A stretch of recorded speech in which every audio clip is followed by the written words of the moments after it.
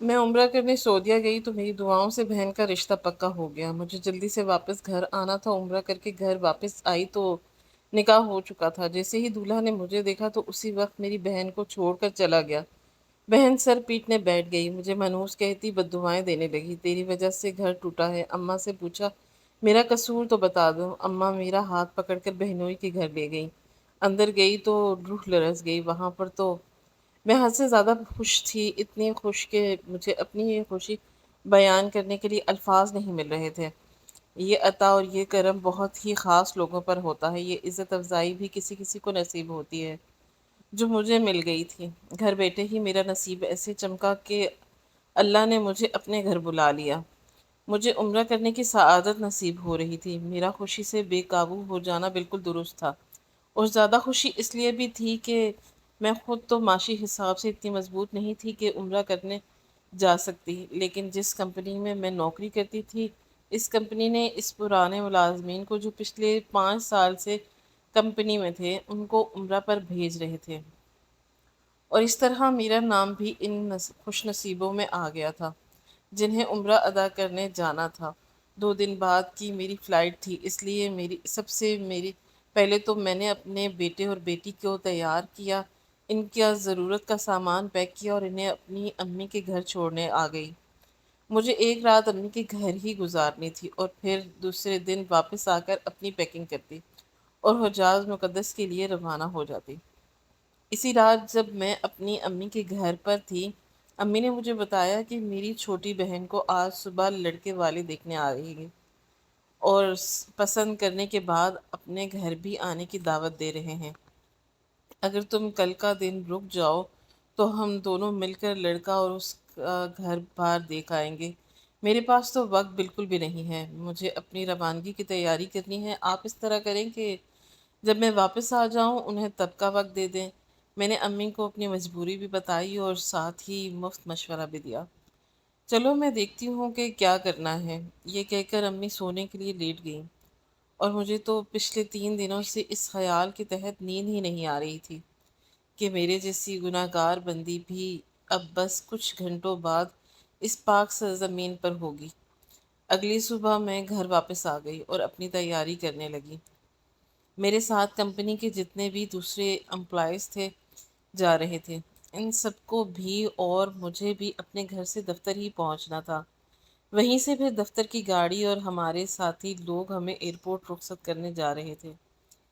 वक्त से काफ़ी पहले ही दफ्तर पहुंच गई और फिर बाकी सब साथी अल्लाह ताला के प्यार से घर और इसकी आला शान की बड़ाई बयान करते रहे और अपने अहले अयाल के लिए खुसूसी दवाओं की दरख्वास्त करते रहे। फिर मुकर्ररा वक्त पर दफ्तर की गाड़ी और कंपनी का बॉस हमें एयरपोर्ट छोड़ कर आए और वहाँ से फिर हमारा अल्लाह के घर की तरफ सफ़र शुरू हुआ। 3 घंटे की फ़्लाइट के बाद हमारे कदम सऊदी अरब की सरजमीन पर थे। मैं पाक हवा में सांस ले रही थी। खुशी और नदामत से मेरी आंसू नहीं थम रहे थे। मैं बहुत गुनाहगार बंदी थी और अल्लाह ताला ने मेरे ऊपर कितना करम किया था, मेरा नाम नसीब वालों में शामिल कर दिया था। आज के दिन मुझे अल्लाह ताला से जितने गिले थे और सारे ख़त्म हो गए थे। उम्रा की अदायगी में मसरूफ़ हो गई तो मुझे सारी दुनिया ही भूल गई थी, यहाँ तक कि अपने बच्चे भी। और अब मेरी उम्रा करने के दौरान पीछे पाकिस्तान में मेरी अम्मी ने जो मुझसे मेरी छोटी बहन के रिश्ते की बात की थी, वो मैं अम्मी खुद ही अकेले देखने चली गई थी और लड़के वाले तो पहले ही मेरी बहन को पसंद कर गए थे। मेरी अम्मी को भी लड़का बहुत पसंद आ गया था। इनका घर बार भी बहुत अच्छा था। लड़का खूबसूरत भी था और अपनी जिम्मेदारियों का एहसास करने वाला भी। काम काज भी अच्छे से कर रहा था। देखा जाता तो बात हर लिहाज से माकूल थी और दोनों घरों को पसंद भी थे, इसलिए इकरार करना ही मुनासिब था। सो रिश्ता तय हो गया और छोटी सी मंगनी की तकरीब भी हो गई। मेरी अम्मी ने फ़ोन पर मुझे सारी बात बताई थी। मैंने सुनकर खुशी का इजहार किया और खाना काबा के सामने खड़े होकर अल्लाह ताला का शुक्र अदा किया कि मेरी अम्मी का ये फ़र्ज़ भी खुश उसलूबी से अदा हो गया।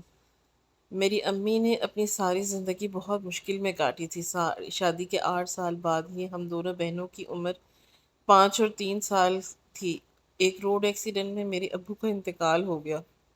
ہم دونوں بہنیں اور ہماری ماں بھری دنیا میں اکیلے رہ گئے تھے۔ تمام رشتہ داروں نے اپنا فرض سمجھتے ہوئے مشکل وقت میں مدد سے ہاتھ کھینچ لیا تھا اور وہ ہم سے اپنا منہ موڑ لیا تھا۔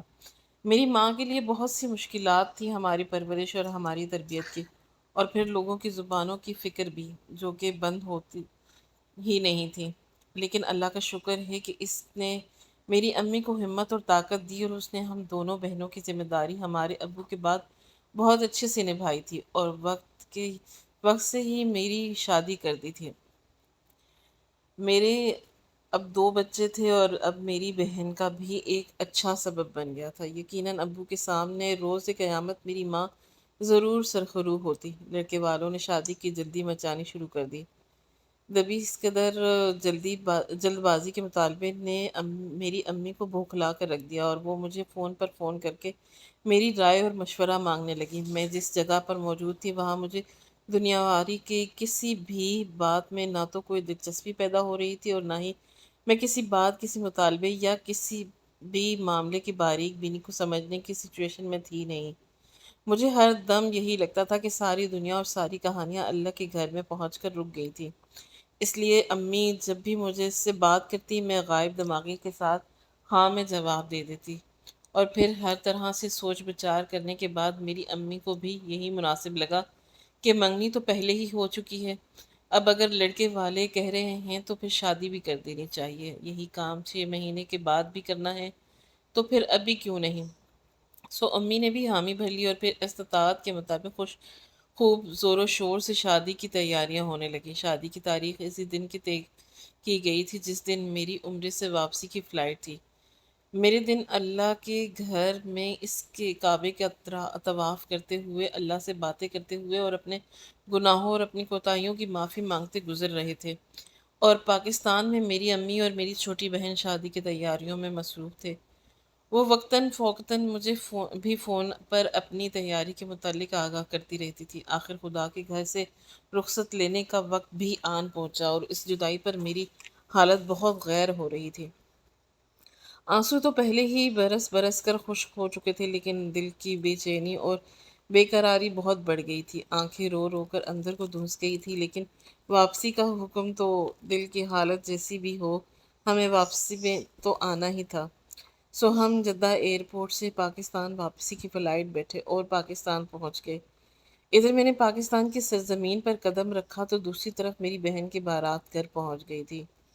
پاکستان واپس پہنچتے ہی مجھے اس بات کی جلدی تھی کہ میں جلد از جلد گھر واپس پہنچوں اور اپنی بہن کی رخصتی میں شامل ہو جاؤں۔ سو میں نے ایئرپورٹ سے باہر نکلتے ہی ٹیکسی کروائی، ڈرائیور کو اپنے گھر کا پتہ دیا اور جلدی چلنے کو کہا۔ مجھے معلوم نہیں تھا کہ جہاں پہنچنے کی مجھے بہت جلدی ہے، وہاں تو صرف میرے لیے ہی نہیں بلکہ میری ماں اور بہن کے لیے بھی ایک زبردست آزمائش ان کی منتظر ہے۔ ہم سب کے سروں پر مشترکہ ایک پہاڑ ٹوٹنے والا ہے، میری بہن کے ماتھے پر ایک داغ لگنے والا ہے، اور میری زندگی کا گزارا وقت پھر سے میرے سامنے آنے والا ہے۔ اگر مجھے معلوم ہوتا تو میں وقت کو وہیں روک دیتی، لیکن یہی ایک بات تو میرے رب کی بڑائی بیان کرنے کے لیے کافی ہے کہ ایک انسان وقت کو کبھی اپنے بس میں نہیں کر سکتا۔ ایئرپورٹ سے میری امی کے گھر تک 3 گھنٹے کا فاصلہ تھا، لیکن میری جلدی سے جلدی کے شور مچانے پر ڈرائیور نے فاسٹ ڈرائیونگ کرتے ہوئے 2 گھنٹے میں مجھے پہنچا دیا تھا۔ گلی میں شامے آنے لگے تھے، بارات پہنچ چکی تھی اور نکاح بھی ہو چکا تھا۔ جب میں نے گھر کی اندر قدم رکھا تب ہر جانب مبارک سلامت کی آوازیں بلند ہو رہی تھی، اور نکاح کی خوشی میں چھوارے تقسیم کیے جا رہے تھے۔ میں نے بھی اس عورت سے چھوارے بانٹ رہی تھی، ہنستے ہوئے ایک پیکٹ پکڑا اور اندر کمرے کی جانب بڑھ گئی جہاں میری بہن دلہن بنی بیٹھی تھی، اور کچھ ہی دیر کے بعد اپنے دلہا کے سنگ رخصت ہونے والی تھی۔ نکاح کی سنت کی ادا ہونے کے بعد اب دودھ پلائی کی رسم ہونا تھی۔ سو بارات جیسے ہی کھانے سے فارغ ہوئی، دلہا کو اندر لایا گیا اور دلہن کے ساتھ اسٹیج پر بٹھا دیا گیا۔ میں دلہن کی بہن تھی، اس لیے دودھ پلائی کی رسم مجھے ہی کرنی تھی۔ میری امی نے سجے ہوئے اور تیار دودھ کا گلاس میرے ہاتھ میں تھمایا، اور میں اسٹیج پر دلہا دلہن کے سامنے پہنچ گئی اور اسی وقت ہم سب پر قیامت ٹوٹ پڑی۔ دلہا نے مجھے دیکھا اور اس کے بائیں دائیں بائیں اس کے دوست بھی کھڑے تھے۔ ان میں سے اس کے کسی ایک دوست نے دلہن کے کان میں کچھ سرگوشی کی۔ دلہا اپنی سیٹ سے اٹھ کھڑا ہوا اور اس کے چہرے کا رنگ بدل چکا تھا اور وہ مجھے غیظ و غضب کی نظر سے دیکھ رہا تھا۔ دیکھتے ہی دیکھتے دلہا نے اپنے گلے سے ہار نوچ کر اتار دیا، اپنا کلہ زمین پر پھینکا اور چلانے لگا، اسے یہ شادی نہیں کرنی، اور وہ میری بہن کو چھوڑ کر چلا گیا۔ اور ابھی تھوڑی دیر پہلے جہاں شادی کے ڈھول بج رہے تھے وہاں ایک دم سناٹا چھا گیا۔ ساری فضا ماتم کدا ہو گئی تھی، سجی سوری دلہن اجڑ کر رہ گئی تھی، اور یہ سب تب ہوا جب میں پہنچی تھی۔ میری آمد سے پہلے سب ٹھیک چل رہا تھا، میرے پہنچتے ہی بدشگونی ہو گئی تھی۔ نئی نویلی دلہن بسنے سے پہلے ہی اجڑ گئی تھی۔ لوگ اللہ توبہ کرتے ہوئے کانوں کو ہاتھ لگا رہے تھے۔ میں طرح طرح کی باتیں کرتے ہوئے واپس جانے لگے۔ میری اماں بیچاری صدمے سے کچھ بولنے کے قابل ہی نہیں رہی تھی۔ میں اپنی ماں کو تسلی دینے کے لیے ماں کی جانب بڑھی اور مجھے دیکھتے ہی میری ماں چیخنے چلانے لگی اور مجھے منحوس کہنے لگی۔ ماں کا خیال تھا کہ یہ سب میری وجہ سے ہوا ہے، میری نحوست تھی جس کی وجہ سے میری بہن دلہن کے روپ میں متعلقہ ہو گئی تھی، کیونکہ میری نحوست کے باعث میرے نصیب پر بھی طلاق داغ لگا ہوا تھا، اور اب میں نے اپنی وہی نحوست اپنی بہن پر ڈال دی تھی۔ میں حیران پریشان کھڑی تھی۔ میں تو ابھی خدا کے گھر سے لوٹی تھی، اپنی بہن کے نصیب کے لیے وہاں میں نے جھولیاں بھر بھر کے دعائیں کی تھی، لیکن اب اگر اس کی تقدیر میں یہ لکھا تھا کہ اس پر یہ ظلم ہوگا تو اس میں میرا کیا قصور تھا؟ ٹھیک ہے کہ میرا نصیب بھی داغ لگا ہوا تھا، لیکن میں نے تو کسی کو الزام نہیں دیا تھا۔ اب میری ماں اور میری بہن کو پتہ نہیں کیا ہو گیا تھا کہ وہ یہ مجھے اس طرح سے الزام دے رہی تھی، قصوروار ٹھہرا رہی تھی مجھے۔ میری غلطی تو بتائی جاتی۔ میں میں نے کہا کہ میری بات تو سنیں۔ میری بہن مجھ پر پھر سے چلانے لگی، تو تم تو ہو ہی منحوس۔ میں نے اپنی بہن کو جھنجھوڑ کر چپ کروایا اور اپنی ماں کے پاس بیٹھ کر منت کرنے لگی کہ اگر وہ اصل بات جانتی ہیں تو مجھے بتائیں، اس طرح مجھے میرے بچوں کے سامنے منحوس نہ کہیں، مجھے بلا وجہ مورد الزام نہ ٹھہرائیں۔ میری بات سن کر میری ماں اٹھی، اس نے میرا ہاتھ پکڑا اور مجھے لے کر گھر سے باہر آ گئی۔ سڑک پر آ کر اس نے رکشہ پکڑا۔ میری ماں نے رکشے والے کو پتہ بتایا اور اس رکشے نے آدھے گھنٹے میں ہمیں اس پتے پر پہنچا دیا۔ یہ دلہے والوں کا گھر تھا۔ میری ماں میرا ہاتھ پکڑ کر مجھے اندر لے گئی۔ چونکہ چونک تو میں گھر دیکھ کر ہی گئی تھی، لیکن اندر پہنچ کر تو میرے رونگٹے کھڑے ہو گئے، کیونکہ یہ تو وہی گھر تھا جہاں میری زندگی کے 5 اذیت ناک سال گزرے تھے۔ مجھے اب سب یاد آ رہا تھا، اپنی مشکلوں سے بھری زندگی، اپنی بہن کا رشتہ، اس دلہے کا مجھے دیکھ کر یوں چونک جانا، پھر اس کے دوست کا اس دلہے کے کان میں کچھ بات کرنا۔ مجھے سب یاد آ گیا تھا اور ساری باتیں، اور ان سب کی وجہ سمجھ میں آ گئی تھی۔ یہ ہم ماں بہنوں کے لیے آزمائش اور مشکل گھڑی تھی، لیکن اس مشکل کے اندر اس سے کہیں زیادہ فائدہ تھا۔ میں ساری بات سمجھ گئی تھی، اس لیے کسی کے بھی نظر میں آنے سے پہلے میں نے اپنی ماں کا ہاتھ تھاما اور ہم واپس گھر آ گئے۔ میری بہن ابھی اس تک صدمے کی کیفیت میں تھی۔ مجھے دیکھتے ہی اس نے نفرت سے اپنا منہ پھیر لیا۔ مجھے اس کے رویے پر بہت تکلیف ہوئی، لیکن فی الوقت میں نے اس سے بات کرنا اور اسے سمجھانا مناسب نہیں سمجھا، اور دوسرے کمرے میں اپنے بچوں کے پاس گئی۔ مجھے سنجیدگی سے سوچنے کے لیے وقت کے ساتھ ساتھ پرسکون جگہ بھی چاہیے تھی، کیونکہ مجھے اپنی ماں اور بہن کی ہونے والی بے عزتی کا بدلہ بھی لینا تھا، اور اس گھٹیا انسان کو جیل کی سلاخوں کے پیچھے بھی بھیجنا تھا، اور میں یہ سب اکیلے نہیں کر سکتی تھی۔ مجھے اس سب کے لیے کسی بارسوخ آدمی کی مددگار کی ضرورت تھی، اور وہ بارسوخ آدمی ایک ہی ہو سکتا تھا، ہماری کمپنی کا باس۔ میں نے اس سے مدد لینے کا فیصلہ کیا اور اپنے بچوں کو لے کر اس وقت اپنے گھر واپس آ گئی۔ میں سب خاموشی سے اور اپنی ماں کے علم میں لائے بغیر کرنا چاہتی تھی۔ اگلے دن دفتر پہنچتے ہی میں نے کمپنی کے باس سے، جس ہم ملازمین کو عمرے پر بھیجا تھا، اس سے بات کی اور اسے سارے معاملے سے آگاہ کیا۔ اس نے تحمل سے میری بات سنی، میرے سے چند ضروری سوال کیے اور پھر میری مدد کے لیے وعدہ کر لیا۔ میں باس کی دعائیں دیتے خوشی واپس اپنی سیٹ پر آ گئی۔ اگلے دن باس مجھے لے کر ایک وکیل کے پاس گئے، ہم نے کیس فائل کر دیا اور واپس آ کے وکیل نے بھی ہماری بھرپور مدد کی اور کیس کو بہتری انداز میں چلایا۔ ایک ہفتے کے بعد ہی وہ گھٹیا انسان عدالت کے کٹہرے میں کھڑا تھا۔ اس کے پاس اپنی صفائی میں کہنے کے لیے کچھ بھی نہیں تھا، کیونکہ میں نے وکیل کو تمام ثبوت دے دیے تھے اور اس وکیل نے وہ تمام ثبوت معزز عدالت کے سامنے رکھ دیے تھے۔ کیس سیدھا سیدھا ہمارے حق میں تھا۔ عدالت نے اس گھٹیا انسان کو 5 سال کی قید سنا دی تھی۔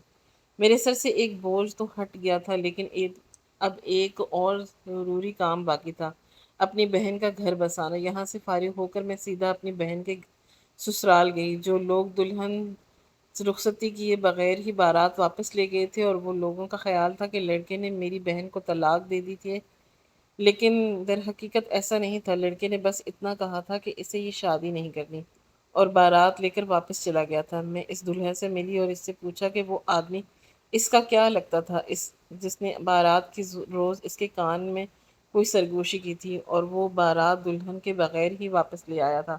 تب اس نے بتایا کہ وہ آدمی اس کا دوست ہے، اور ابھی 2 مہینے پہلے ہی اس نے اپنے اس دوست کی شراکت کے ساتھ کاروبار شروع کیا تھا۔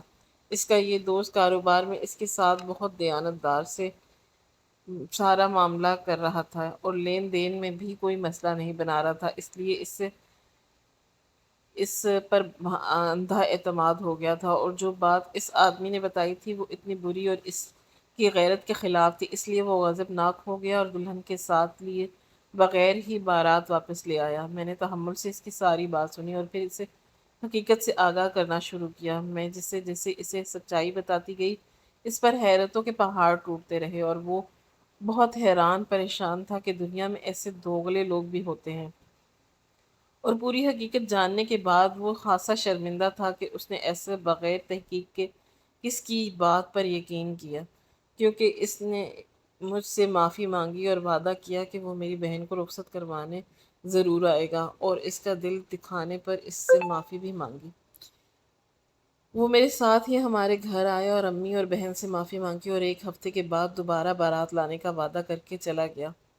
میری بہن بہت خوش تھی اور میرے ساتھ اپنے پچھلے رویے پر شرمندہ بھی تھی، اور ساتھ ہی ساتھ یہ بھی جاننا چاہتی تھی کہ اصل بات کیا ہے اور سب کچھ اچانک سے درست کیسے ہو گیا۔ اب میں نے اپنی بہن کو ساری بات بتانے کا فیصلہ کیا اور اسے بتانے لگی کہ وہ آدمی جو دلہے کے دوست تھا اور جس نے اس کے کان میں سرگوشی کی تھی، اور دلہا اس کے بعد کچھ بھی اور سوچے سمجھے بغیر بارات دلہن کے بغیر ہی واپس لے گیا تھا، وہ آدمی کوئی اور نہیں بلکہ میرا سابقہ شوہر تھا۔ اس سے میری شادی 8 سال پہلے ہوئی تھی اور ہماری محبت کی شادی تھی، لیکن اس سے شادی کے بعد میری آنکھوں پر بندھی پٹی محبت کی پٹی اتر گئی تھی۔ میرا شوہر بالکل بھی ایک اچھا انسان نہیں تھا، اس کا کردار اور اخلاق بہت برا تھا۔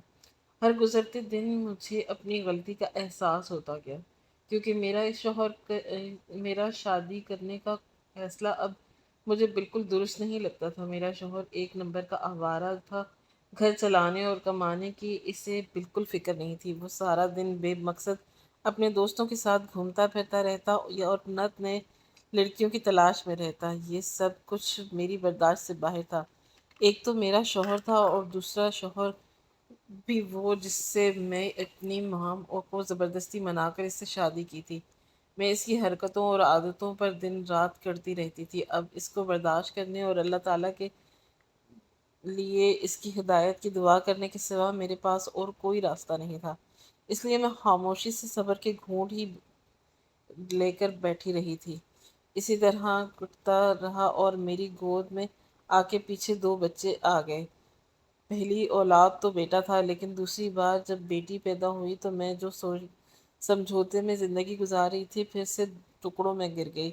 مجھے اپنے گزرے وقت پر افسوس ہونے لگا۔ میرا شوہر تو بدلنے والا تھا نہیں، لیکن اس کی انہی اخلاق باختہ عادتوں اور فضول رویوں کا اثر میری اولاد پر کیا ہوتا۔ میں اب سنجیدگی سے یہ سوچنے لگی تھی، میں نے اپنی زندگی میں اس شخص سے محبت کر کے ایک غلط فیصلہ کیا تھا، لیکن میری اولاد کی زندگی تو ابھی شروع ہوئی تھی۔ اس کا مستقبل ان کے باپ کی وجہ سے تاریک ہوتا، ان کے کردار اور اخلاق میں کمیاں اور خامیاں پیدا ہوتی۔ یہ ایک گھاٹے کا ہی سودا تھا۔ گھر کا خرچ تو پہلے بھی میں ہی نوکری کر کے چلاتی تھی۔ مجھے اس شخص کے ساتھ ہونے کا کوئی ایک بھی فائدہ نہیں تھا۔ میں نے بہت سوچ بچار کے بعد اس سے علیحدگی کا فیصلہ کر لیا اور پھر عدالت کے ذریعے سے خلا لے کر زندگی کے گاڑی گزرنے لگی۔ پھر اس شخص نے مجھے اپنے دوست کی شادی پر دیکھ لیا اور وہ سمجھ گیا کہ اس کے دوست کی دلہن میری ہی بہن ہے، سو اس نے اپنی پچھلی بے عزتی کا بدلہ لینے کے لیے اس دلہے کے کان میں کہا کہ یہ گھر اور اس کی عورت کردار کے لحاظ سے کمزور ہیں اور ان کی بہت سے افیئرز ہیں۔ میری ماں تو غیر قانونی طریقے سے لڑکیوں کی خرید و فروخت کا کام بھی کرتی ہے۔ ایک باعزت اور غیرت مند انسان کے لیے ایسی جگہ رشتہ جوڑنے بہت شرم کی بات تھی، اس لیے وہ غصے سے بارات خالی ہی واپس لے گیا۔ دوسری طرف میرا سابقہ شوہر بھی بظاہر تو وہ اپنے دوست کے کتنے ساتھ ایمانداری سے چل رہا تھا، لیکن اندر ہی اندر اسے دھوکہ دے رہا تھا۔ اس کی دکان اور مکان اپنے نام لگوانے کے چکر میں میری ماں جب مجھے دولہے کے گھر حقیقت دکھانے کے لیے گئی تو میں نے وہاں اس شخص کو دیکھا اور پہچان لیا تھا۔ بارات میں اس لڑکے کے ساتھ میرے سابقہ شوہر کو دیکھ کر میری ماں کو بھی معلوم ہو گیا تھا کہ حقیقت کیا ہوگی، اس لیے میری ماں نے مجھے ہی الزام دیا تھا کہ کچھ بھی تھا۔ ماضی میں اپنی ماں کا دل میں نے اس شخص کی وجہ سے دکھا چکی تھی، لیکن اپنے باس کی مدد سے میں نے اس شخص کو دھوکہ دہی کے ثبوت اکٹھے کیے اور اسے شادی کے ذریعے اسے سزا دلوائی اور پھر دلہے کو بھی حقیقت سے آگاہ کر دیا۔ سارا مسئلہ سلجھ گیا تھا، اب کوئی پریشانی باقی نہیں رہی تھی۔ دلہا وعدے کے مطابق دوسری بار بارات لے کر آیا تھا اور میری بہن کو محبت اور عزت کے ساتھ رخصت کر کے اپنی عزت بنا کر لے گیا تھا۔ اللہ تعالیٰ میری بہن کو اپنے شوہر کے ساتھ ہمیشہ خوش و خرم رکھے، آمین۔